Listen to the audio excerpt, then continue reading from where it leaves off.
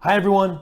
Every week I get dozens of questions from all of you around the world asking for some of my views on some of the developments going on around the world. So decided to launch a new series called Crypto Capsule Commentary, where I'm able to answer some of these questions that you all ask me with you all in front of the camera. Ready?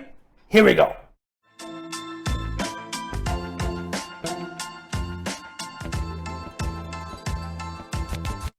Let's start with the first question. Should regulators or banks be worried about DeFi, decentralized finance? The answer is no, for a couple of reasons. One, the DeFi world is still very small. Yes, it's growing fast, but it's still very small. Last month we had total value locked of around $8 billion. Total trading volume on their crypto decentralized exchanges was around $11 billion. So even in crypto terms, it's still quite small. Second, it's really happening in the crypto to crypto space. So I think from policymakers and regulators, the risk that a grandmother by mistake goes and starts playing in the DeFi tokens is still quite limited from a risk management perspective. I think those who should pay attention are centralized exchanges, because for them, for some of them, they may lose some of the revenue to decentralized exchanges. But on the flip side, they have the opportunity to list potentially some of these tokens, DeFi tokens as well. So very interesting area to follow. DeFi is very, very hot right now. Second question, will China be the first G20 country to issue a central bank digital currency?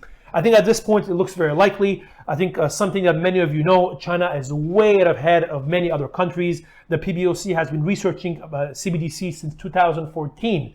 So they, although many other countries are doing research pieces, theoretical pieces, China is really literally experimenting with pilots right now. So it's a very different ballgame. I think a lot of countries in the West are very advanced on this, in the UK, Sweden, the Bahamas, the Caribbean. But I think China is probably is ahead of the curve on this topic. Another point as well, I think interesting with China as well, the mobile payment penetration rate in China is very high. It's over 80%. That's almost double what you see in other countries like Denmark, Sweden, or even South Korea. So I think people are generally more familiar with digital payments than in other countries.